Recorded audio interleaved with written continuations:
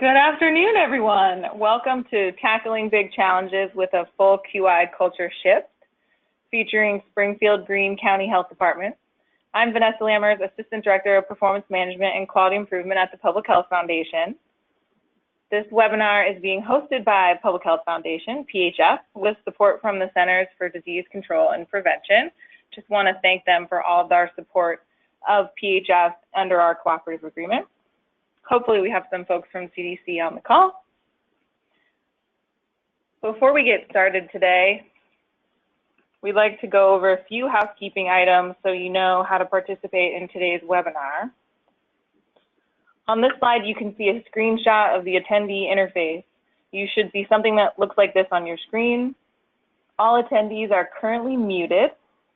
For audio, you have the option of listening through your computer speakers or calling in on the phone.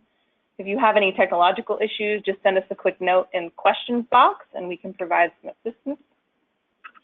You can download the presentation slides at any time in the handout section. And throughout the webinar, you can submit questions and comments via the questions box. You may send in your thoughts for the presenters at any time and we'll collect and address them during the Q&A session at the end. I'm sure there'll be lots of excellent questions for our presenters.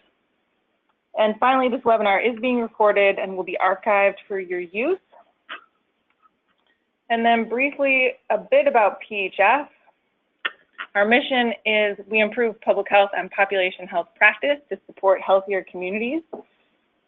You might be familiar with our expertise in quality improvement, performance management, or workforce development, many of our programs and products.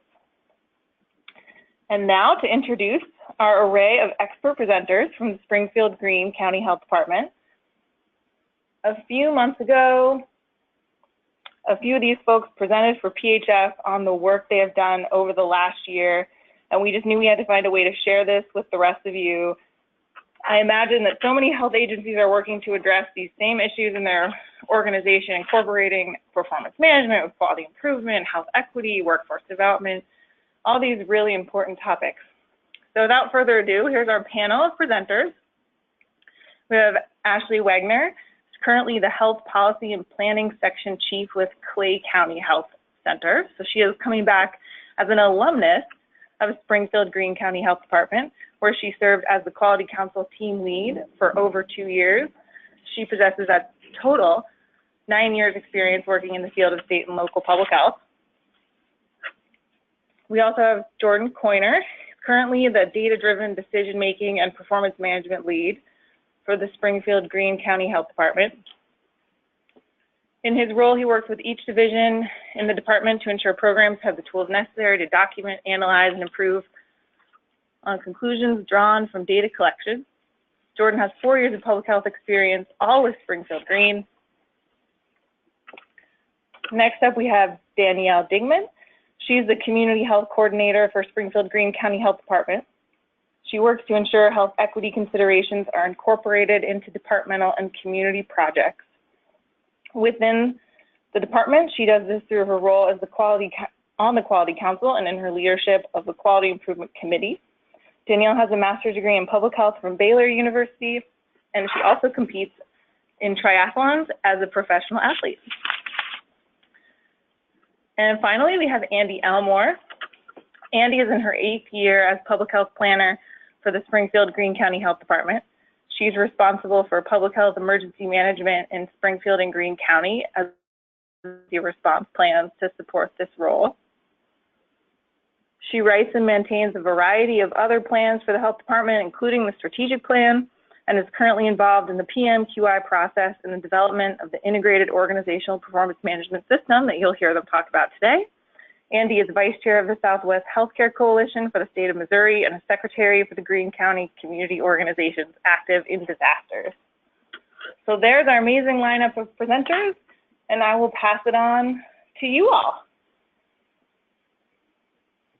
Thank you, Vanessa. So this is Ashley Wagner. I will start us off with an intro. So I am sure that everyone on the call is excited to hear about how one local health department has been approaching operationalizing performance management, but really what I want to do to start is give everyone a little bit of a background of where we were before we can move forward and talk a little bit more about where we are going. So Springfield-Greene County Health Department originally started quality improvement projects back in 2013, and I inherited the group in 2016.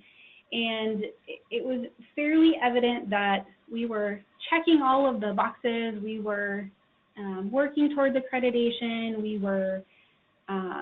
had a PM UI plan. We were meeting regularly. But it soon came to fruition that really that group was operating in the periphery and not so much integrated into culture. We were really lacking staff buy-in. We were checking the box of monitoring performance management, and we were documenting a few quality improvement projects a year, but we were really missing the linkage between performance management and then creating quality improvement initiatives out of that performance management, and just overall lacking some staff buy-in. And so it was at that time that it became fairly evident, maybe at the beginning of 2017, that really what we were looking at needing was a culture shift into operationalizing quality improvement into our department. And so one of the first steps that we did to get to that culture shift was we went through a quality council restructure. We traditionally had been operating with one group. We took the NACHO guidance on developing quality improvement teams, but we put our own little spin on it. We actually created a hierarchy. So at that point, we created a board, and then we created one quality improvement committee and then one performance management committee, just to help us maintain momentum in both realms. And then the second thing that we did was we did actually have Public Health Foundation come in and provide us with a training just to give us a little bit more of a foundation and really give us the confidence that we needed to launch into that culture shift. And so we had this training in last October, and it came at a really opportune time because we were also going through some leadership turnover. We had a new director come on in December, I believe. And so we were really just at that point where we were looking for fresh and new perspective. And so when we went ahead and took this training, it really fueled inspiration for what we will talk about for the remainder of the presentation, which was creating an original framework for our organization specifically, and then creating tools and concepts that really helped us operationalize that quality improvement performance management throughout the organization. And this creation of this framework was really timely because our administration had really been working with a consultant to figure out how we could start creating a culture of engagement and accountability from top down, bottom up. And this new framework really addressed several of the directives that we were receiving from this outside agency. And so okay. Are we on the right slide, new framework?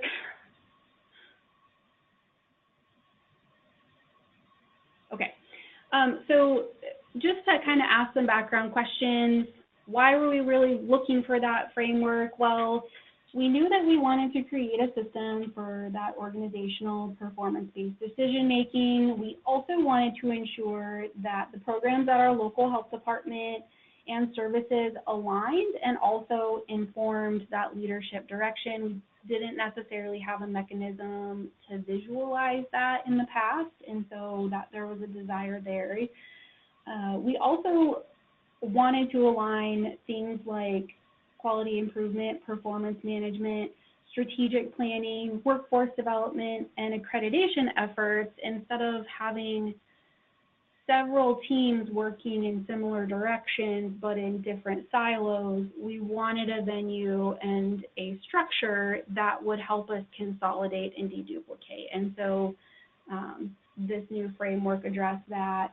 And we also really needed to be able to show staff and leadership that interaction between bottom-up and top-down decision-making. So really from a staff level, how and what I do on a regular basis, how does that contribute to organizational goals?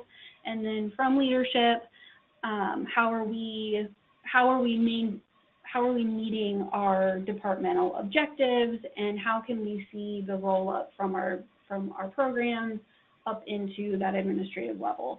So some common themes that you will see throughout the remainder of the presentation is common goal of deduplicating those efforts, a common goal of alignment, is heavily data-driven, decision-making, focus, and then you'll hear multiple times throughout the presentation that we really wanted to operationalize performance management and quality improvement. And what we mean by that is making sure that all staff have buy-in to that process, everybody really has input, and we can see that operating from top down, bottom up, and all the way through the organization. So moving forward, we'll present this original framework along with concepts developed to set that framework into motion on into implementation. So I will turn that over to Danielle. Thank you, Ashley. And this is where I know everybody here in the room gets really excited, because any public health nerd loves a good framework, right? So what I'll do right now is go ahead and present this framework to you that originated on a whiteboard here at our department. As with a lot of the work that we do, it originates on whiteboards. But before we dive into the nuts and bolts of what's included in this, I think it's really important to understand that this is simply a framework. It's a tool to help guide us. It's not meant to be the end-all, be-all, or super black and white solution, because in all reality, we don't always operate in pretty blue boxes. However, it does give us a vision of what we want to do, how we want to operate, and where we want to go as an organization.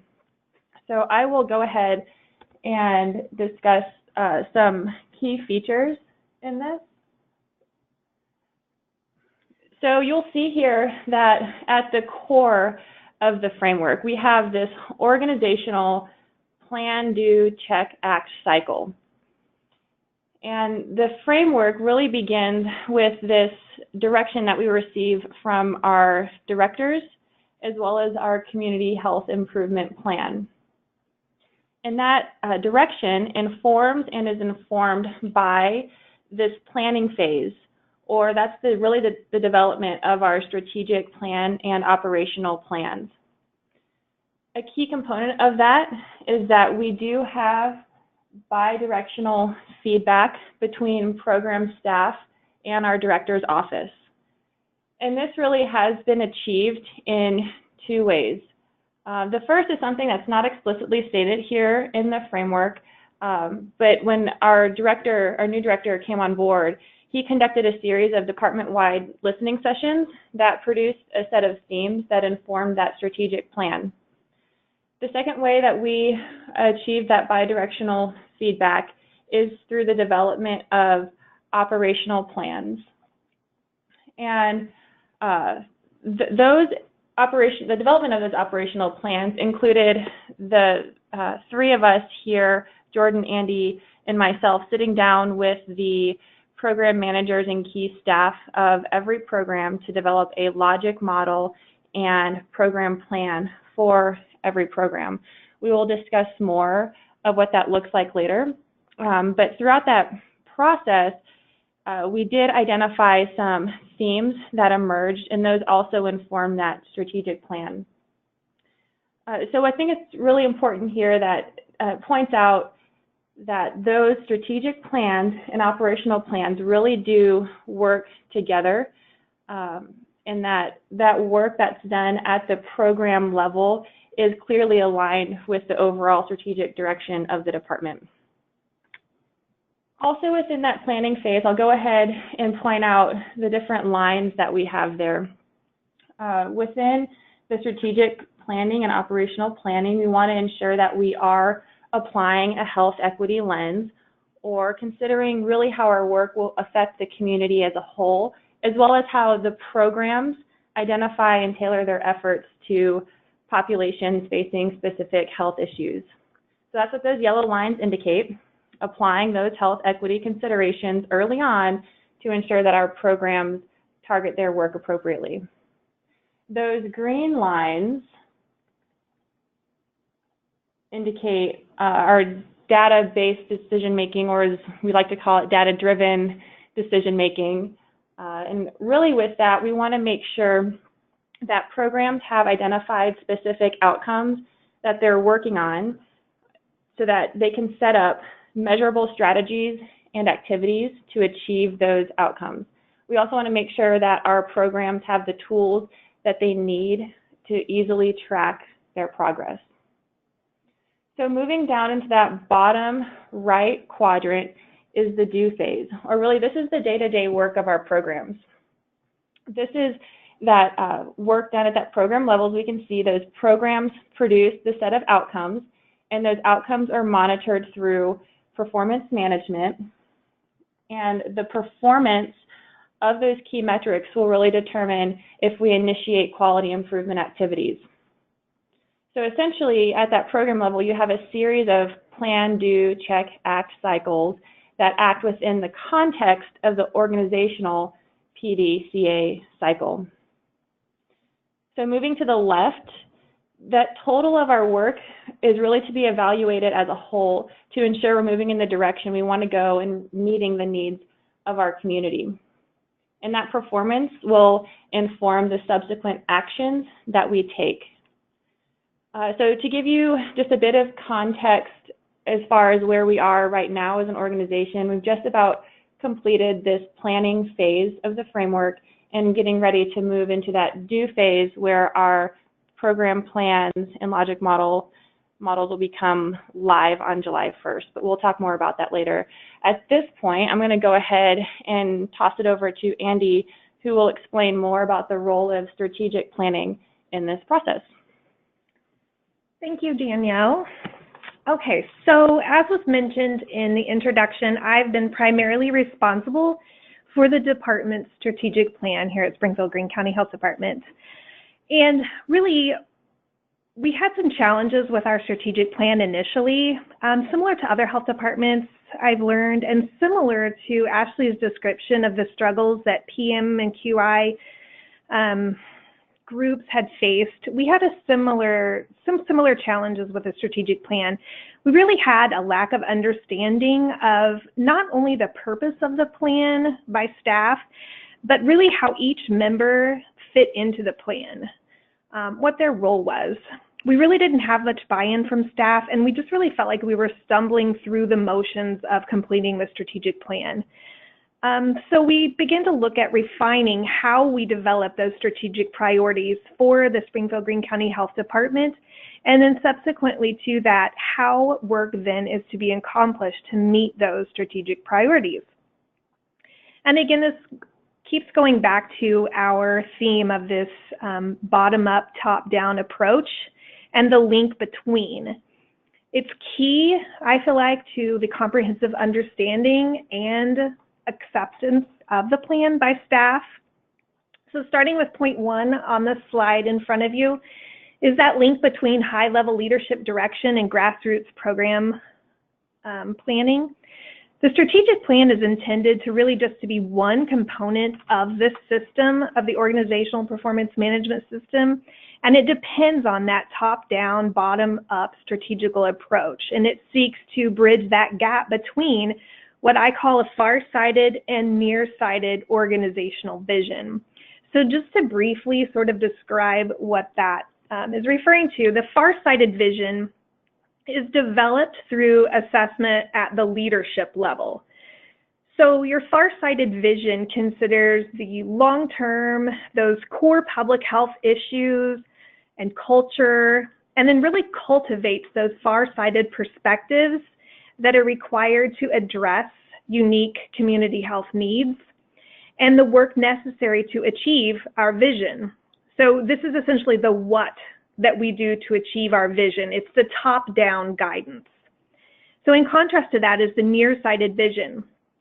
Nearsighted vision is developed through the work of staff members who bring their individual talents and knowledge, expertise, really to fill those roles necessary to achieve our vision through our mission, through our daily work. Every member of a nearsighted mission group should really have the opportunity to develop a plan of action for his or her own group. It was really what moves that staff member to a participant from being a spectator of the plan alone. Bringing those members who are doing the work together to make plans as teams, as how they are going to get the job done, really empowers them to do their work. So the nearsighted vision is really the how we do what we do, that bottom-up feedback. So for point 2, it's talking about outlining our overarching departmental priorities and goals. So this really, again, goes back to that far-sighted vision. Our strategic plan contains a set of strategic priorities, those far-sighted visions, which will remain steady over the course of our plan.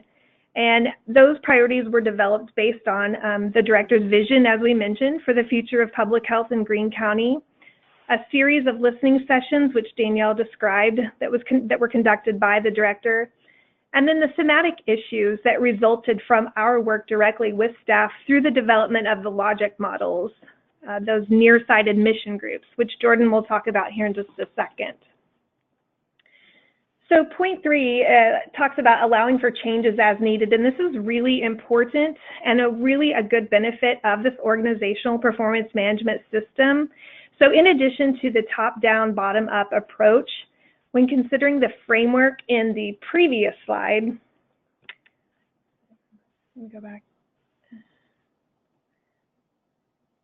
Okay, so considering this framework here, Daniel spoke about everything is dependent on that bi-directional feedback between the strategic and operational plans. So staff, including those at the grassroots level, those in the nearsighted mission groups, they are working to address those strategic priorities. And they are able to provide feedback as the work is accomplished and then make changes as necessary throughout the process.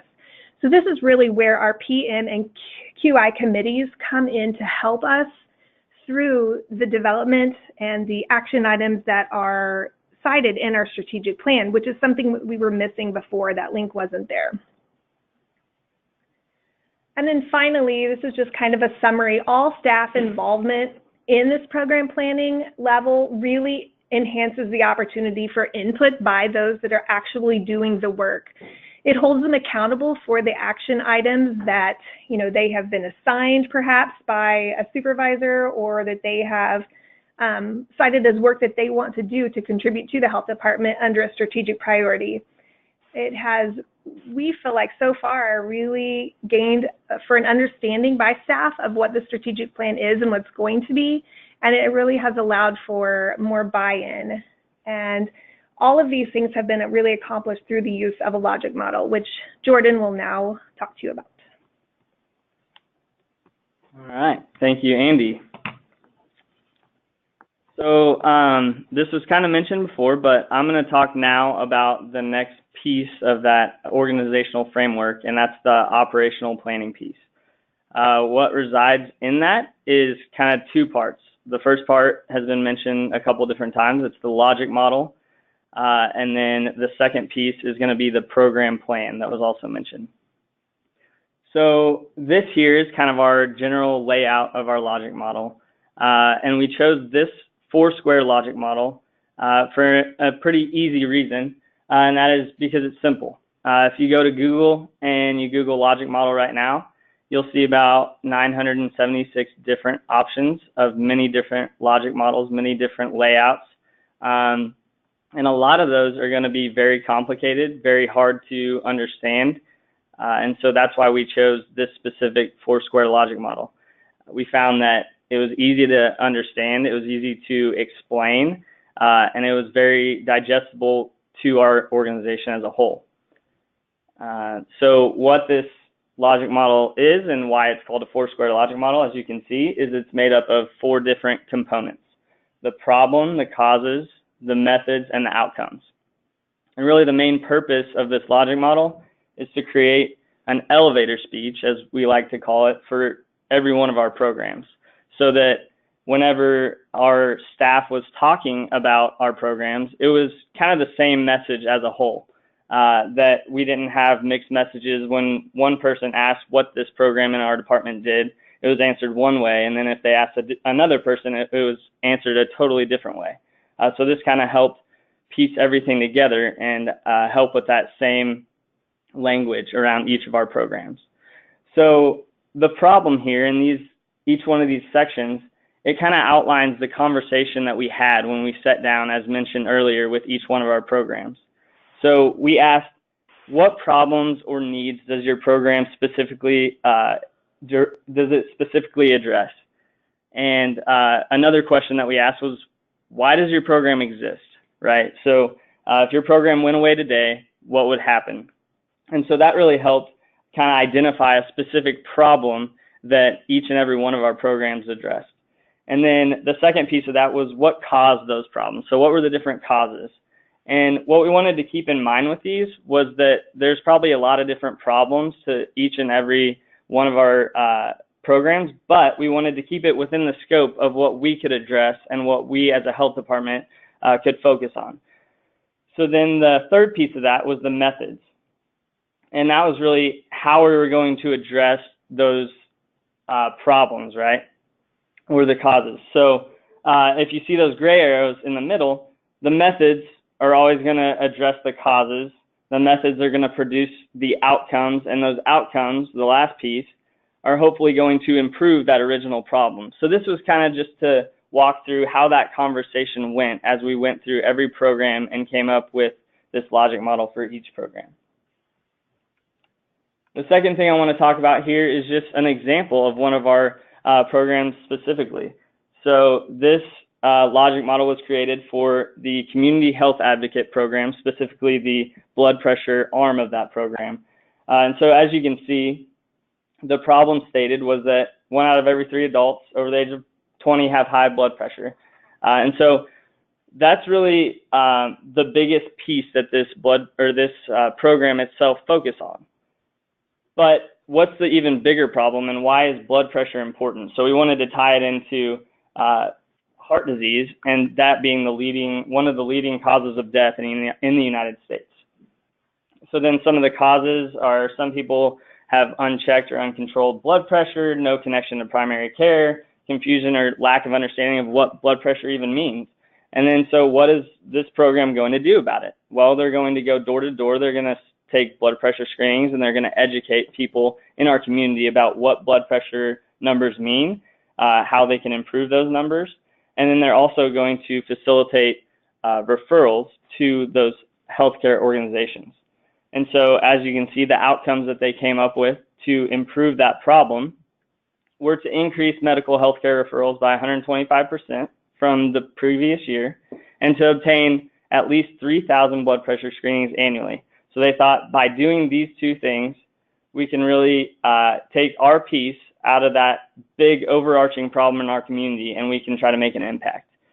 So that is kind of an example of one of the logic models created. So this next slide explains those first 5 steps, kind of walk through how that logic model process happened once again. And really the purpose of this slide is to talk about the next phase, which is that program planning and evaluation phase. So steps 6 through 10, this is really talking about how we came to creating that program plan for each individual program. So the purpose of the program plans was really 2 things. We wanted to empower employees and then have an accountability piece. So the idea behind assigning activities in step 6 to individual staff was it allows for empowerment because it allows people to realize their part in the bigger puzzle, right? Their piece in the bigger puzzle. And then also that accountability piece to say, you know, this is your role, this is assigned to you. So how are you going to go through with that and complete that? So, and then the step 7, 8, 9, and 10 go into identifying data, tracking that data, and then communicating how you are doing in each and every activity back to the department and community when necessary. So the program plan development was really turning those methods from the logic model, and those are really the overarching bigger bucket items of what you're going to be doing, and then creating activities out of those methods, which are going to be really more direct and assigned to individual staff. And hopefully those activities are then going to help produce those outcomes that you've set for each and every program. So the program development will then answer these 3 hows. So how's the work going to be accomplished? How are you going to track what you're doing? And then how are you going to know if it's working? So what do you have set in place to know if you're going to meet that outcome at the end of the designated time period?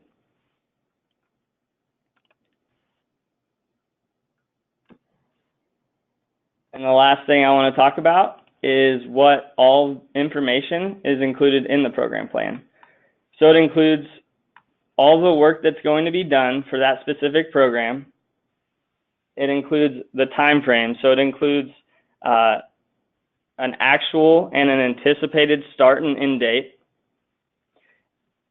It includes also that who is responsible piece. So it includes that key staff person that is assigned to that activity. And then it also includes that data piece if that specific activity has some data that needs to be tracked to tell whether or not it is going to be completed. So at this point, I'm going to kick it back over to Andy, and she's going to talk a little bit more about what exactly is included in these workbooks that we've created for each and every program. The first 2 things are going to be that logic model and program plan, and Andy's going to talk just a little bit more about the other components that are also included. Okay, so once a program has their logic model, we then develop a workbook for them. And one of the important things that we want that program to assess as they begin to think about those activities that they are going to work on over the course of whatever time they've selected to meet those strategic priorities of their program area is we want them to do a SWOT analysis. We want them to consider the strengths and weaknesses of their program. So this would be, for those of you that aren't familiar as much with the SWOT analysis, those are the internal strengths and weaknesses of the program. So what we are encouraging staff to do is to really look at internally what is going on with your staff, what's going on with your program, and making sure that they are choosing activities for which they already possess a strength, or if they find out they have a current weakness that might benefit from education or training that might help them to meet their goals, that we are looking at those components as well. Also for a SWOT analysis are the opportunities and threats to the program. And these are the external forces that can either help or hinder a program when they are trying to accomplish the work that they have set out to do. So we just want to encourage staff that when they are developing their activities to meet the outcomes of their logic models that they have identified, that they are making consideration for those strengths, those weaknesses, and the opportunities and threats. And more specifically, how they can leverage their identified internal strengths with external opportunities in the community, because we really do want to make sure that we are making partnerships with those in the community that can help extend that public health message. The second thing that we capture in their workbook is the health equity component. So it is important to make sure that the program can identify and address the unique health needs of the population they serve. Do they know the population that they serve? Does the population that their program is addressing, does that population have unique health needs that they have, number one, identified, and number two, that they have activities within their scope of work that they can work on to help meet the needs of that population? And the last component of that is data. So I think we said at the beginning that we really did want to create a culture of data-driven decision-making. And that's important, that the data that you are currently collecting or identifying data that you need to collect, because as Jordan was talking about in the logic models, how are you going to track what you're doing, and then how will you know if it's working? And so that's an important component of data. It really does tell us where we've started, where we're heading, and if we need to make a change. And oftentimes we can use the data to ensure that our activities are producing the change that we would like to see. Because oftentimes if our data shows that we are not moving the needle as far as where we'd like to be in an activity, that would be an opportunity for performance management and possibly quality improvement to take a step in, take a look at the activities and ensure that it's set up the right way for that program, or if there need to be changes to that program. Okay, now we're going to go back to Danielle. So before we begin wrapping this up, I did want to take just a brief minute to kind of practically explain what it looks like to apply that health equity lens. This is something that we've been trying to figure out for some time now within the department, and I just wanted to share what I've learned and what we've done through this process, because this process really has opened up a door for us to more practically apply this at the program level.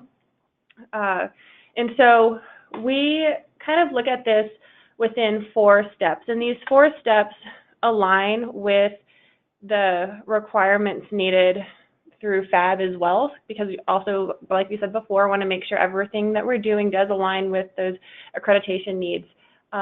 So in applying that health equity consideration, we, within that workbook, administered a brief survey for every program to complete, just very short, but what it does is to help us identify which step that program exists so that we knew what the next steps are for that program.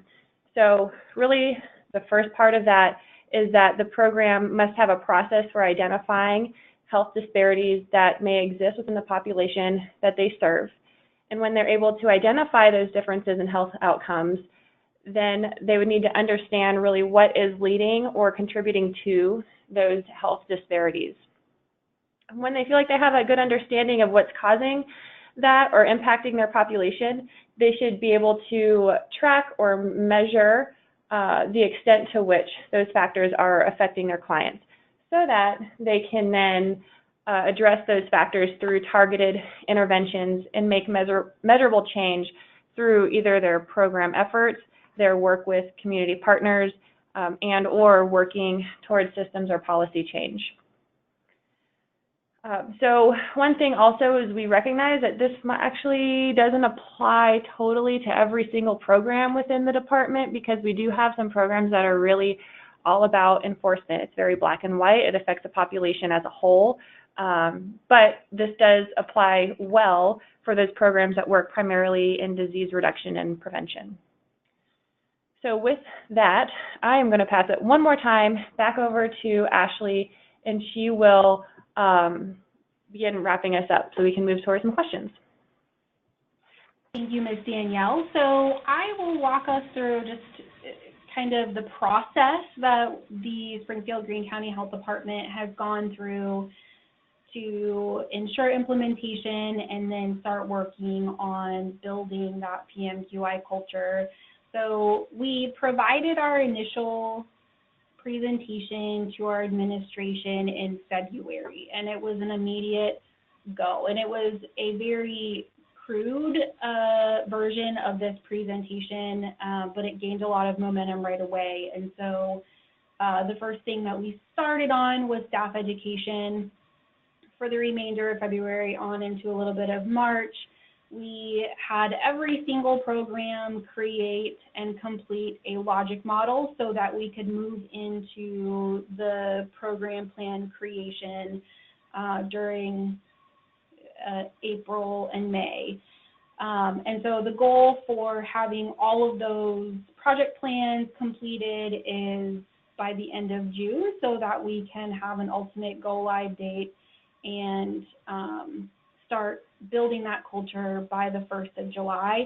And somewhat simultaneously with completing those project or program plans, we're also building a strategic plan, and Springfield-Greene County does have a live stories account, and so one of the initiatives for that is to make the strategic plan a little bit more interactive so staff can go in and see how their efforts might be contributing to our overall strategic plan and have it be a little bit more relevant, real-time, and applicable.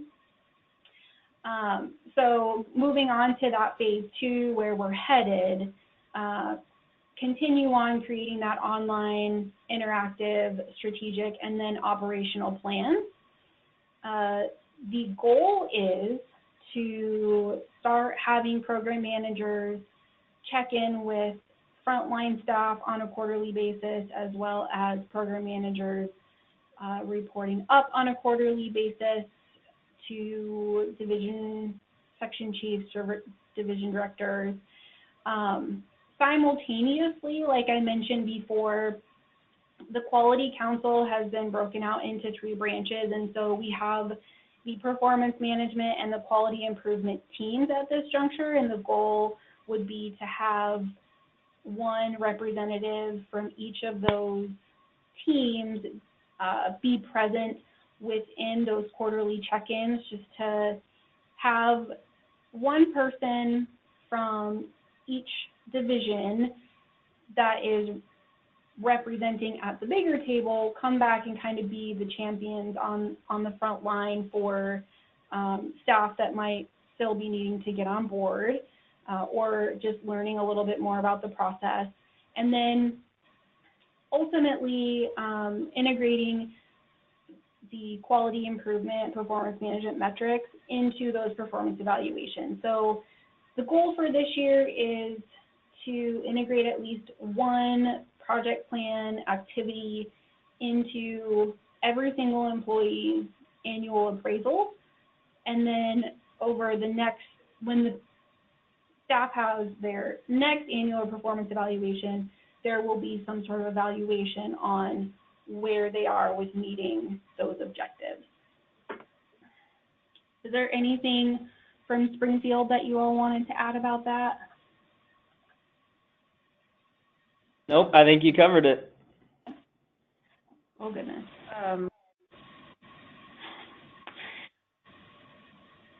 Sorry, I'm going to navigate back.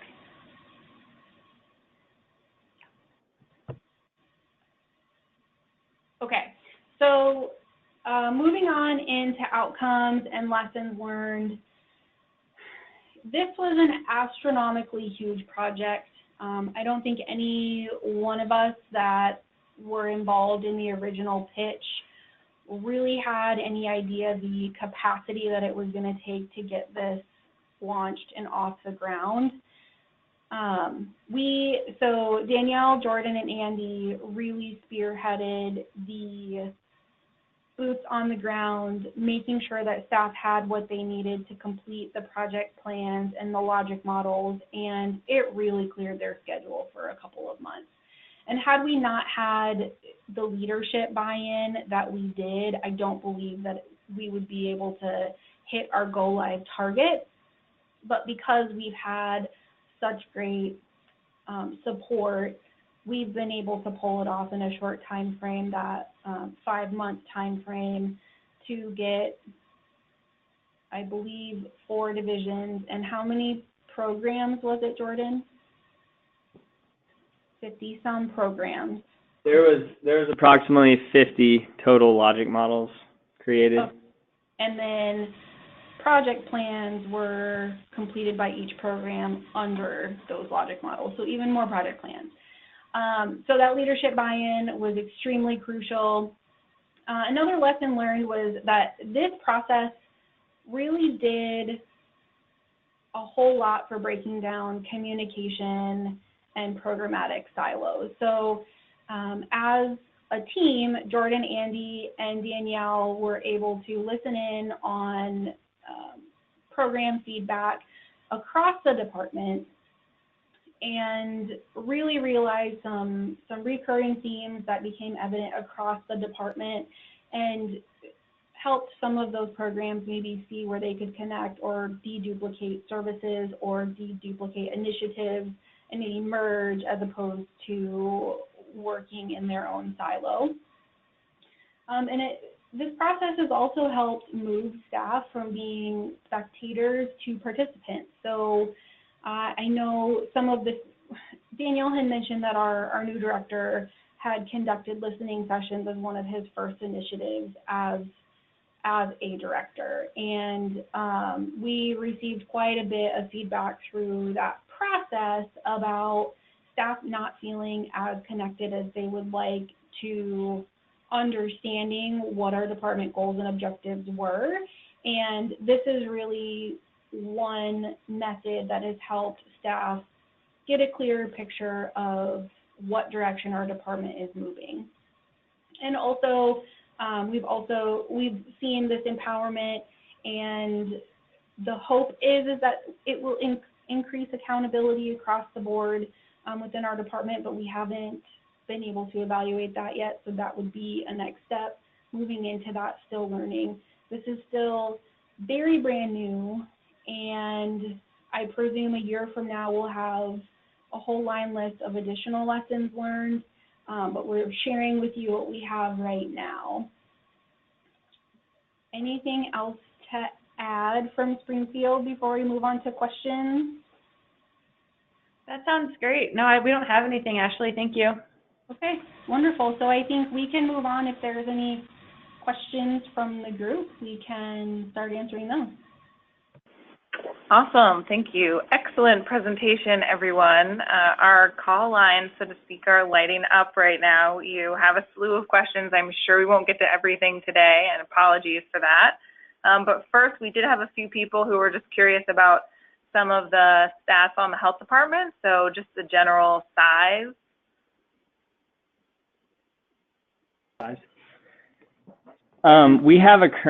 We currently have approximately 100 employees, and like I said, within the health department, there were around 50 logic models created. So each one of those logic models was a separate meeting.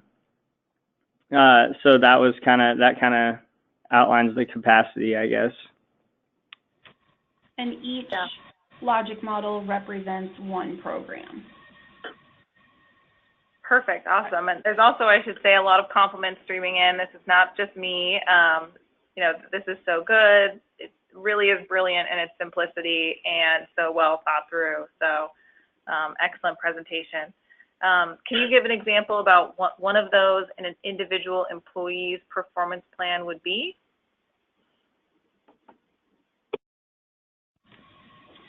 This is Ashley. I can give an example.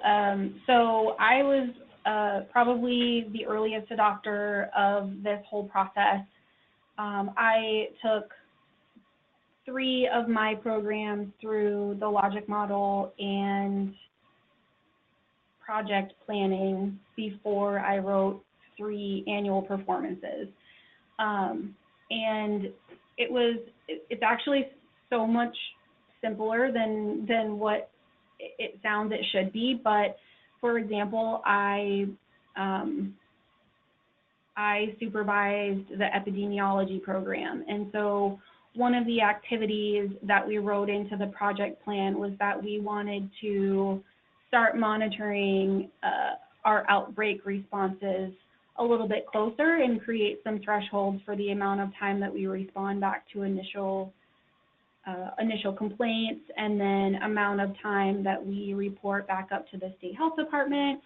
And because we had really no baseline for monitoring that. We just had been doing it, but we couldn't tell you what the standard time was for us to get a complaint in and then actually respond to the facility and then follow up. And so that activity of just creating a system to log that information was put into one of the staff's performance evaluations as a goal to meet for next year. And we still put in that we wanted to have it done by such and such date. And so then next year we can start, we can evaluate, did that get done, did it not?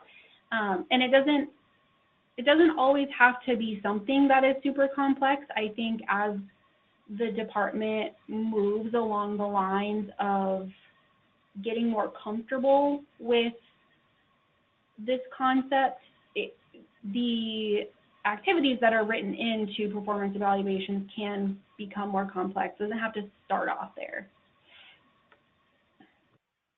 Oh, excellent. Yeah. Well, go ahead, Jordan. Sorry, I was just going to add a little bit more on top of that. So additionally, I think it's important to point out here that really the culture that our supervisors and our administration and directors have set is really, I think initially the thought was that, well, these are going to be thrown into our performance evaluations just to be able to slap us on the wrist or whatever. And I think really this is our first chance to see and have these activities assigned to individual staff. So I think more than that, it's really to identify when there is an issue or when we're not meeting specific goals that we've set. And so it's really to just allow for that culture of identifying when there is a problem and then figuring out a way to fix it. So I just wanted to point that out. Thanks so much, Jordan. That's a great point. Another question was, how detailed were the project plans? Like, for example, how many pages? Were the examples of the logic models shown representative of others? Were they straightforward, et cetera?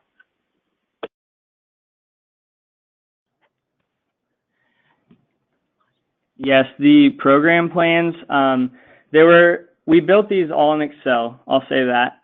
So we created these workbooks in Excel. So it started out with logic models on one tab, and then really feeding into that program plan on the next tab. And that was where really it was meant to be just one page. I think probably our most complex program plan would be maybe 40 to 50 rows. And that's quite a bit. That's going to be several different staff assigned to many different activities.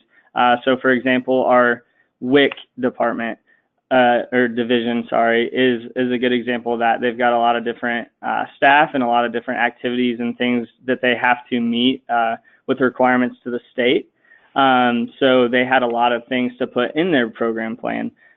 So that's kind of on the more complex end. But then we've got other programs that they may only have a few key staff, and it could be as simple as 10 rows, So I think it just kind of depends, and that's where we really tried to take this approach of program by program, because we noticed that it wasn't a one-size-fits-all, and it really did take the work with each and every individual program to customize it to meet their needs.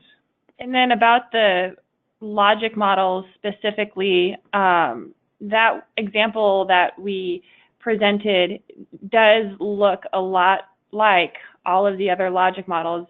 I mean, specifically regarding formatting, yes, but we also made sure that the language on all of the logic models is simple, because we wanted to make sure that if somebody that's not in that program wants to learn what the other program does, they can go to their logic model and get a quick overview of what that program's about and understand it in fairly simple terms. So we tried to stay away from lots of jargon in those. So we actually had, and we didn't talk about this, but we had a 5-step approval process for the logic models. The first step was that, one, we met with the program manager, relevant staff, and then ourselves to talk through the problems, causes, methods, and outcomes. And then our small team of 3 put together a drafted logic model. We sent that back to the program for them to review, make edits and revisions. They'd send it back to us. We would go over it one more time with a fine-tooth comb, really making sure that once again we avoided jargon, that everything was balanced in regards to the direction of those arrows in the logic model. And then we actually put a seal of approval, just kind of a little fun thing we had our graphic designer made, but a little seal of approval to say this logic model is your final approved logic model, and this is what it'll look like going forward. Of course, I mean, we can make revisions if we need to, but that's kind of what it looked like for us. Awesome, that's excellent.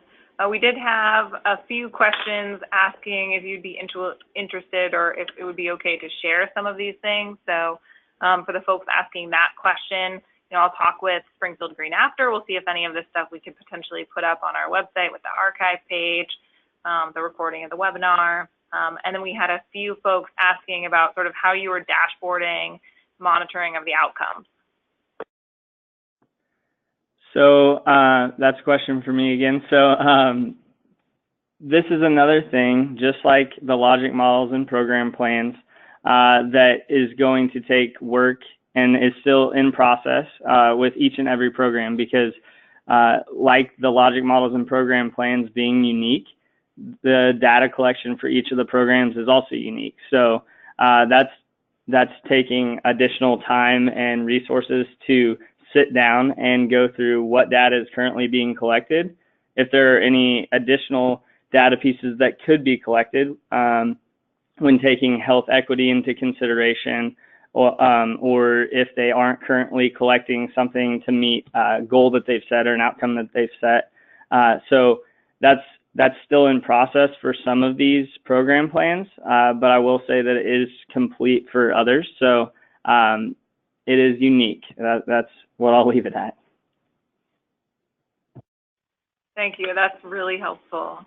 And then we had a question specifically about the formation of the Quality Council. Could you talk a little bit about what kind of staff are on the Quality Council and how they're chosen? Sure. This is Ashley. I'll take that one. So originally, when we formed our Quality Council, I believe it was in 2013, the method was really to have one person from each division represented at the table. And we really, with that method, we were still in that checking the box realm.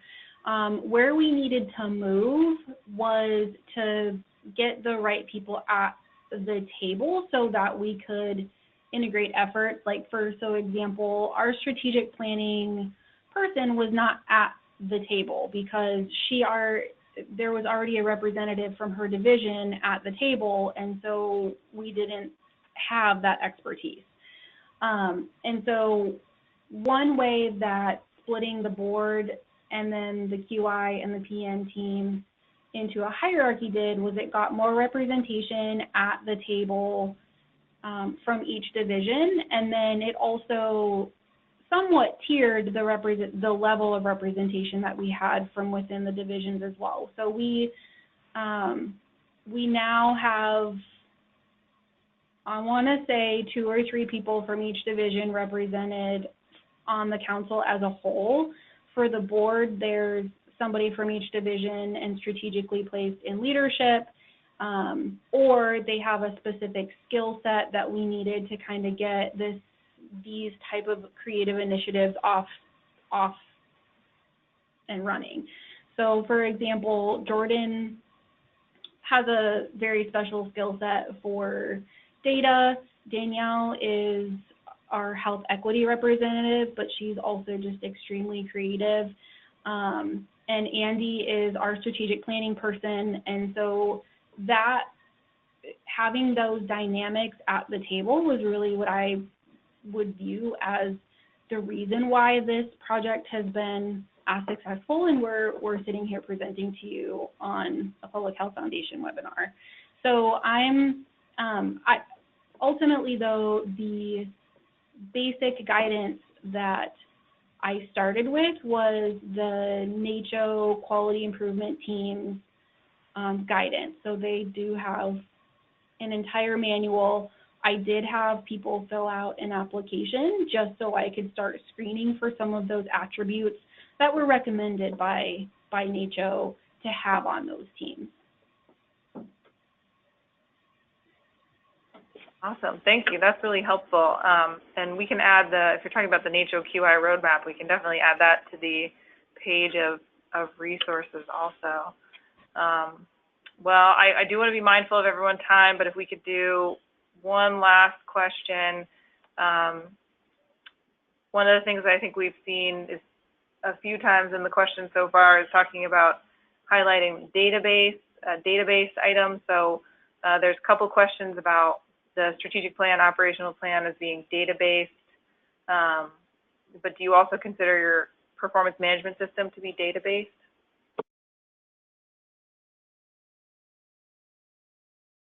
I would consider, yes, I would consider our performance management system to be data-driven, data-based. I think that, like I said initially in the previous question, I think that that's kind of the purpose of this is it's all under a revamp right now. And so our goal is to have a completely revamped performance management system once we are able to sit down with each and every program and create their data section and tracking those outcomes for these program workbooks. So, but yes, that's exactly what we would like to get to. I think, like was mentioned earlier, with our strategic plan, we would like to get to the point that we have each and every one of our program outcomes in a centralized location for everyone in the department to see and be able to monitor all the progress towards those outcomes. So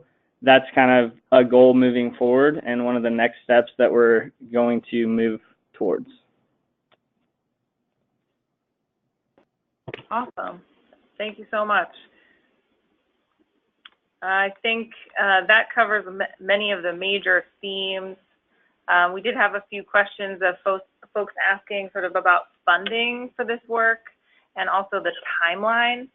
So I think you mentioned something about a year at the beginning of the webinar, but sort of the timeline of creating these program plan workbooks, going through that process of that review, and the funding for all of this. So the funding stream was our local, we paid for the salary out of our standard funding streams. We didn't receive any sort of additional grant funding for these initiatives.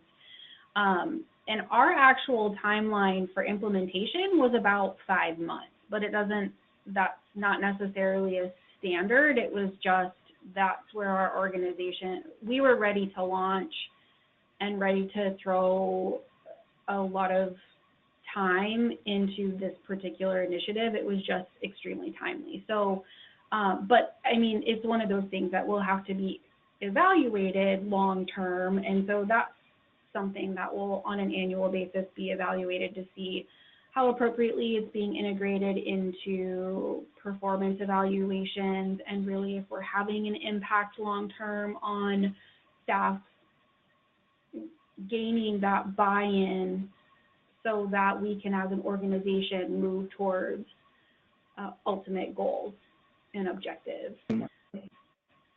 And from our end, we were going to share some more on timeline. Yeah, so whenever we actually started sitting down with individual programs to complete these logic models, I would say that our timeline was closer to a month. Granted, like Ashley said earlier, we spent a lot of time. So we cleared our schedules, all three of us, and we sat down with those programs and made it a point to schedule those meetings. So I think that could be stretched out through a couple months, but that's how we chose to do it.